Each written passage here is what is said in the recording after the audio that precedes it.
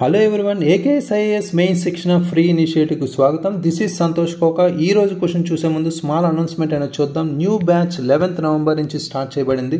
TGPSC, APPSC group 1 and 2 English and Telugu మీడియంకి సంబంధించి prelims cum mains integrated coaching, offline, live, online classes అనేవి ఇందులో అందుబాటులో ఉంటాయి. సో ఫర్ మోర్ ఇన్ఫర్మేషన్ మీరు ఈ నెంబర్కి కాల్ చేసి వివరంగా తెలుసుకోవచ్చు. సో ఈరోజు మెయిన్ శిక్షణకు సంబంధించి సంస్కృతి అనే సబ్జెక్ట్ ద్వారా మనం ఒక క్వశ్చన్ అయితే తీసుకుందాం. 24th November 2024 discuss the significance of cultural festivals like Bodoland Mahotsav in preserving and promoting the heritage of marginalised communities in India. How do such initiatives contribute to the cultural integration of divorce groups. ఇక్కడ మనం రెగ్యులర్గా follow అయ్యే 3 steps, smart and simple technique. ఇది 3 steps before writing answer. అందులో first step question reading. ఇందులో భాగంగా మనం ఒక్క నిమిషంలో ఇక్కడ క్వశ్చన్లో ఇచ్చిన క్వశ్చన్ ట్యాగ్స్, అదేవిధంగా కీవర్డ్స్ అనేవి అర్థం చేసుకోవాలి. అసలు టాపిక్ ఏంటి, ఎన్ని పార్ట్స్లో ఇచ్చారు అనేది. భారతదేశంలో అణగారిన వర్గాల వారసత్వాన్ని పరిరక్షించడంలో మరియు ప్రోత్సహించడంలో బోడోల్యాండ్ మహోత్సవం వంటి సాంస్కృతిక పండుగల ప్రాముఖ్యతను చర్చించండి అన్నారు. విభిన్న సమూహాల సాంస్కృతిక సమైక్యతకు ఇటువంటి కార్యక్రమాలు ఎలా దోహదం చేస్తాయి అని ఇచ్చారు. రైట్. సో ఈ క్వశ్చన్ని క్షుణ్ణంగా అర్థం చేసుకున్నట్లయితే మనం ఇక్కడ కల్చరల్ ఫెస్టివల్స్ గురించి అడిగారనేది తెలుస్తుంది. ఇది important topic. Right. So next discuss అనే క్వశ్చన్ ట్యాగ్ చాలా ఇంపార్టెంట్. ఇక్కడ పాజిటివ్స్, నెగిటివ్స్ మా పర్స్పెక్టివ్లో మనం రాయాలి.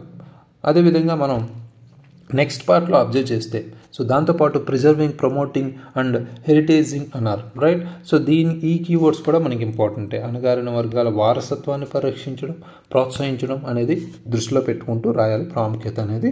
నెక్స్ట్ విభిన్న సమూహాల సాంస్కృతిక సమైక్యతకు ఇటువంటి కార్యక్రమాలు ఎలా దోహదం చేస్తాయి అని ఇచ్చారు.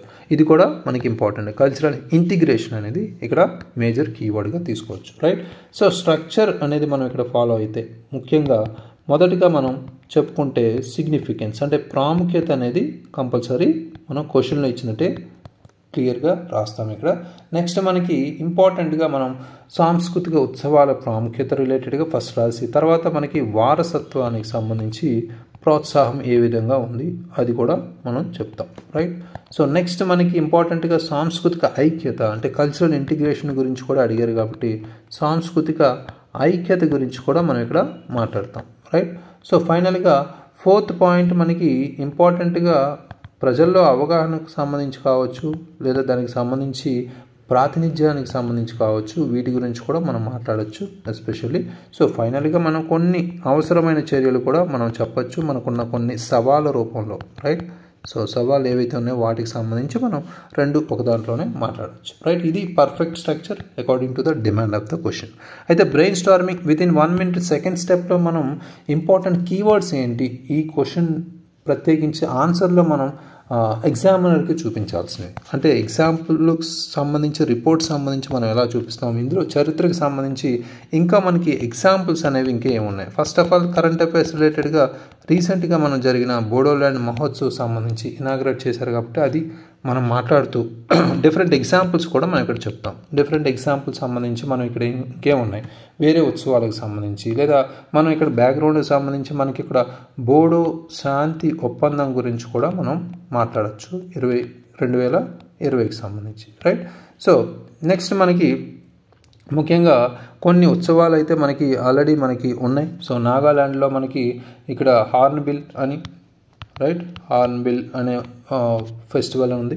సో అదేవిధంగా మనకి దాంతోపాటు సూరజ్ కుండ్ అనే ఫెస్టివల్ అంతర్జాతీయ క్రాఫ్ట్స్ మేళాగా మనం హర్యానాలో జరుపుకుంటున్నాం. హార్న్బిల్ అనేది నాగాల్యాండ్లో. సో అదేవిధంగా మనకి జీరో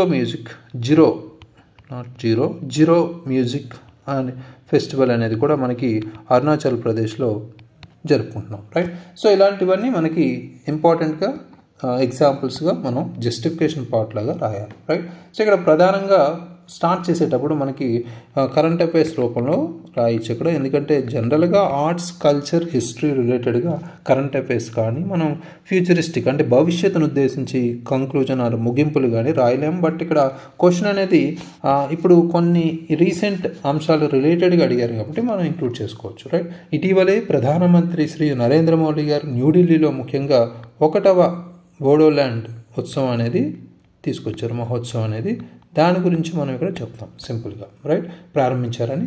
సో అదేవిధంగా ఇందులో ముఖ్యంగా దీని గురించి మాట్లాడినప్పుడు ఇది బోడోల్యాండ్లో భాష కావచ్చు, సాహిత్యం కావచ్చు, శాంతిని పెంపొందించడానికి ఇది అంకితం చేయబడింది. 2 రోజుల సాంస్కృతిక వేడుకగా జరిగింది. ఇందులో ఇంకా మనం ఈ ప్రాథమిక అంశాలన్నీ మనం రాయలేం, కొన్ని ఇంపార్టెంట్ థీమ్ లాంటివి కూడా రాయొచ్చు. అంటే సమృద్ధ భారత్ కోసం శాంతి మరియు సామరస్యం, అంటే సమృద్ధ భారత్ ప్రాస్పర్ భారత్, ఇండియాస్ ప్రాస్పరిటీకి సంబంధించి భారత్ కోసం మనకి ముఖ్యంగా శాంతి అదేవిధంగా సామరస్యం అనేది మనం ఇక్కడ లింక్ చేసుకో, అంటే ఇలాంటి థీమ్స్ కూడా రాయొచ్చు. దాంతోపాటు దీని లక్ష్యం ఏంటి అనేది కూడా మనం చెప్పచ్చు. అంటే ముఖ్యంగా బోడోల్యాండ్ యొక్క సాంస్కృతిక మరియు భాషా వారసత్వం, పర్యావరణ జీవవైద్యం మరియు పర్యాటక సామర్థ్యాన్ని సద్వినియోగం చేసుకోవడమే దీని లక్ష్యంగా ఉంది. సో ఇలాంటి లక్ష్యాలు కూడా సింపుల్గా రాయొచ్చు. ఇది మనం సింపుల్గా కరెంట్ అఫైర్స్ ఇంట్రడక్షన్తో స్టార్ట్ చేయొచ్చు. నెక్స్ట్ మనం బ్యాక్గ్రౌండ్ పార్ట్లో మాట్లాడుకుంటే, ముఖ్యంగా ఇక్కడ బ్యాక్గ్రౌండ్ పార్ట్ గురించి చెప్పుకుంటే నేపథ్యం. సో ఇక్కడ మనం బోడో శాంతి ఒప్పందం గురించి చెప్పచ్చు. బోడో శాంతి ఒప్పందం వల్లే కదా ఈ ముఖ్యంగా ఈ పండుగలన్నీ జరుపుకుంటున్నాం. 2020 సంబంధించి సంతకం చేసినప్పటి నుంచి మనకి ముఖ్యంగా ఈ స్థితిస్థాపకతకు సంబంధించి అద్భుతమైన ప్రయాణాన్ని మనం మహోత్సవంగా జరుపుకుంటున్నాం. కాబట్టి ఇది సింపుల్గా ఒక లైన్లో రాస్తాం, రైట్.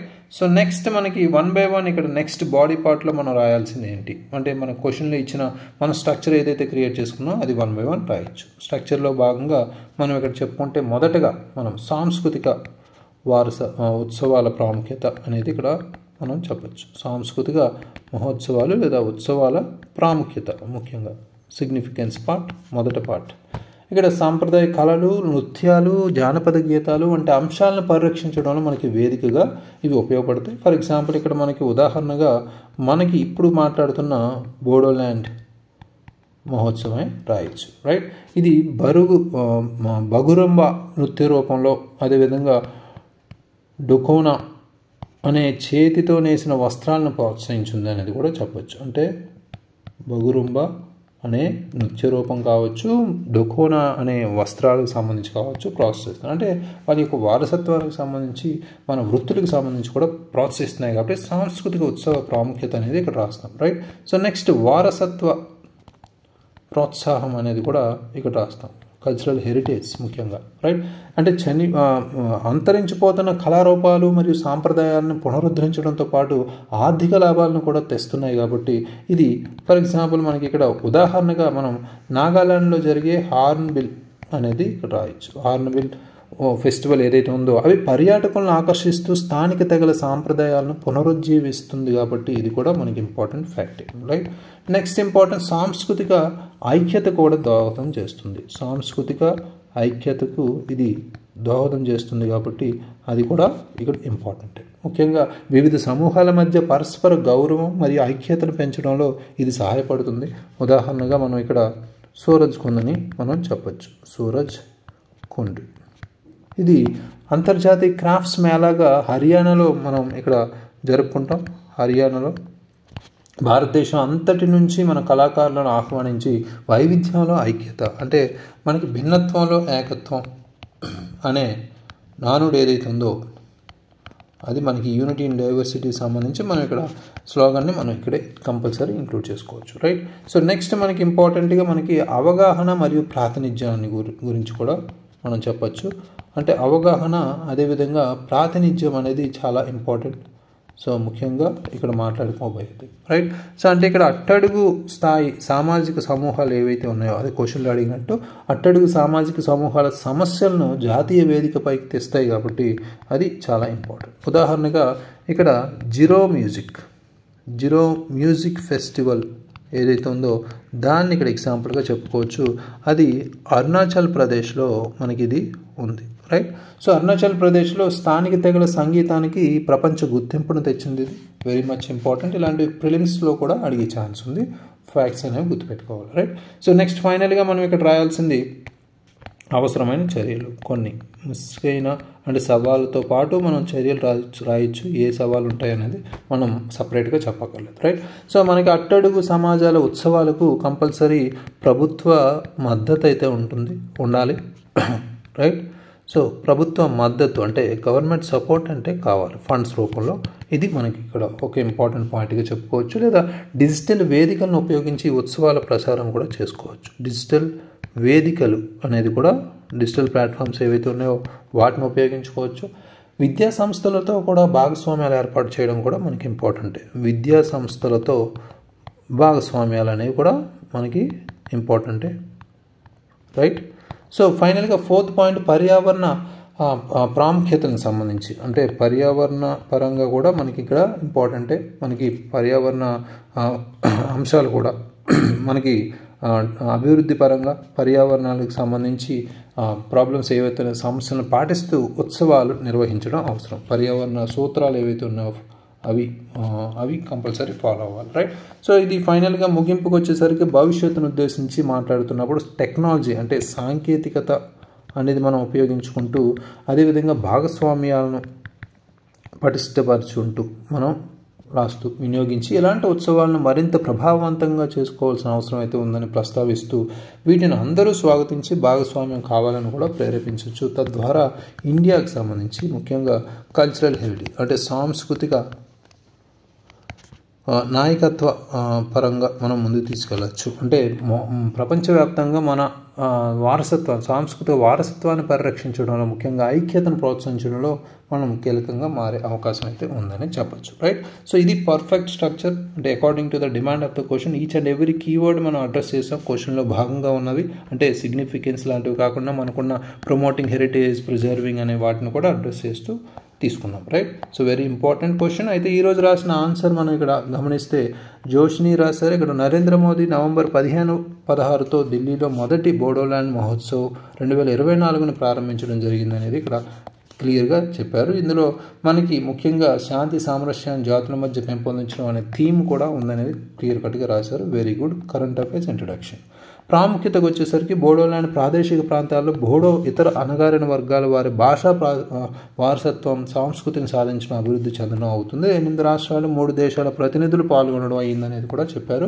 అస్సాం రాష్ట్రంలో 1967 సంవత్సరంలో బోడోల్యాండ్ ప్రత్యేక ప్రాంతీయ ఏర్పాటువాద ఉద్యమాన్ని కూడా రూపుమాపి ప్రత్యేక పరిపాలన విభాగం 371 అధికారుల ద్వారా సంరక్షణ పర్యవేక్షణ చేయడం కూడా జరుగుతుందన్నారు. 2020 సంవత్సరంలో మోదీ ప్రభుత్వంతో శాంతి ఒప్పందం ద్వారా కూడా ఇది ముందుకు తీసుకెళ్లారని ఇది బ్యాక్గ్రౌండ్ రూపంలో కూడా రాశారు. చైతన్యశీల బోడోల్యాండ్లో పర్యాటక రంగాన్ని కూడా సాంస్కృతిక సాంప్రదాయాల ప్రాతినిధికం జరగాలనేది కూడా ఈ కార్యక్రమంలో ప్రణాళిక రచించారనేది ప్రాముఖ్యత రూపంలో రాశారు.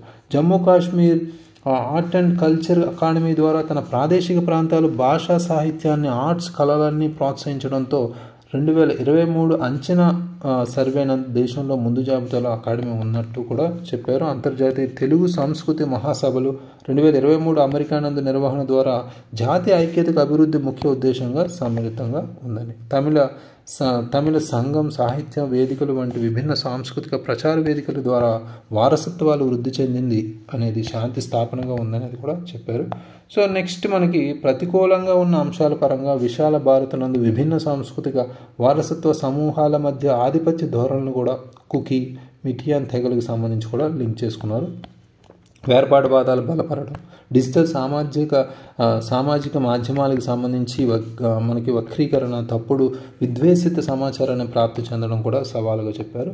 సో విభిన్న వారసత్వాలకు సంబంధించి పరిరక్షించడంలో ప్రత్యేక వ్యవస్థలు లేకపోవడం ద్వారా 5241 భారతీయ భాషల్లో 251 భాషల్లో మాత్రమే లిపి వాడుక ఉందనేది కూడా కొన్ని ఫ్యాక్ట్స్ అయితే రాశారు. సూచనలకు వచ్చేసరికి సామాజిక మాధ్యమాల నందు విద్వేష వక్రీకరణ సంస్కృతులను వ్యాప్తి జరపకుండా పర్యవేక్షణ విభాగం అధికరణ 29-30 రాజ్యాంగంలో మరింత విస్తృత వ్యవస్థల ద్వారా వారసత్వాన్ని సమైక్యతనే అవకాశం కల్పించాలను, కఠిన చట్టాల ద్వారా నిబంధనలు అనుసరించడం అనేది కూడా సంస్కృతులు పరిరక్షణ చేయాలని, మరిన్ని పండుగలు ఉత్సవాల ద్వారా ప్రభుత్వం తోడ్పాటుతో విభిన్న సంస్కృతుల వైభవాన్ని ప్రాచుర్యం ద్వారా విభిన్న వర్గాల మధ్య సమైక్యత మెరుగుపడుతుంది అనేది కూడా చెప్పారు. ఈ విధంగా భారత్ నందు పరస్పర వర్గాలు సంస్కృతుల పట్ల గౌరవం, సంయమనం అనే తత్వాల ఏర్పాటు ద్వారా సుసంపన్నం సమగ్ర దేశంగా భారత్ని మలచడం అత్యావశ్యకతం అనేది కూడా రాశారు. Very good. సో అయితే గతంలో మేరకు కొన్ని వర్డింగ్ అనేది ఇంప్రూవ్ చేసుకున్నారు, ఇదే కంటిన్యూ చేయండి. ఓకే. సో నెక్స్ట్ ఇక్కడ ప్రాముఖ్య పరంగా, చారిత్రక పరంగా, కొన్ని బ్యాక్గ్రౌండ్ పరంగా కూడా, నేపథ్య పరంగా కూడా కొన్ని అంశాలు అయితే రాశారు. సో యాజ్ పర్ మనకి ఏవైతే ఉన్నాయో కొన్ని అంశాలకు సంబంధించి ఎగ్జాంపుల్స్కి వచ్చేసరికి వివిధ రకాల ఫెస్టివల్స్ అన్నారు కాబట్టి మనకి ఏదైతే నాగాలాండ్లో ఉన్న హార్న్బిల్ కావచ్చు, లేదా రిమైన్ మనకి ఇందాక చెప్పినట్టు జీరో మ్యూజిక్ ఏదైతే ఉందో అరుణాచల్ ప్రదేశ్ సంబంధించి, రైట్, సూరజ్ కుండ్ లాంటివి హర్యానా సంబంధించి, ఇలాంటి ఇంకా రిమైనింగ్ అన్నీ కూడా ఇంక్లూడ్ చేసుకునే అవకాశం ఉంది బోడోల్యాండ్తో పాటు. సో దాంతోపాటు ప్రతికూల అంశాలు అవి కూడా కొన్ని ఫ్యాక్ట్స్ కూడా లింక్ చేసుకున్నారు. Very good. సో సూచనలు కూడా పరంగా మనకు అధికారుల రూపంలో కావచ్చు, కొన్ని ఇంపార్టెంట్ సోషల్ మీడియా సంబంధించి కూడా లింక్ చేసుకున్నారు. Very good. హోలిస్టికల్గా మనం చూస్తే ఆన్సర్ కొంత ప్రాముఖ్యత అంశాలు కూడా లింక్ చేసుకున్నారు. Very good. సో ఒక ఫ్లో కంటిన్యూటీ అనేది మనకు కనిపించింది. ఓవరాల్గా ఈ ఆన్సర్కి మనం 5.5 out of 10 మార్క్స్ అయితే ఇవ్వచ్చు. Very good. Good attempt. So keep it up. Next important question, day 134 main section question for 26th November 2024. Discuss the potential role of Ayushman Vaya Vandana card in strengthening the social security framework for the elderly in India. Highlight the challenges in its implementation and suggest measures to address them. భారతదేశంలో వృద్ధుల కోసం సామాజిక భద్రతా చట్టాన్ని బలోపేతం చేయడంలో ఆయుష్మాన్ వయ వందన card యొక్క సంభావ్య పాత్రను చర్చించండి. దాని అమలులో ఉన్న సవాళ్లను హైలైట్ చేసి వాటిని పరిష్కరించడానికి చర్యలను సూచించండి అన్నారు. ఇది పరిపాలన అనే అంశం ద్వారా మన సబ్జెక్ట్లో కవర్ చేసుకుంటాం. Very important concept for the upcoming AP group 1 and UPSC మెయిన్స్కి సంబంధించి, రైట్. సో ఈ క్వశ్చన్ అనేది ఆయుష్మాన్ వయ వందన కార్డు అనేది చాలా ఇంపార్టెంట్. సో దీనికి సంబంధించిన ఆన్సర్స్ రాసి ఏకేఎస్ యాప్లో అప్లోడ్ చేయండి. Thank you very much. All the very best.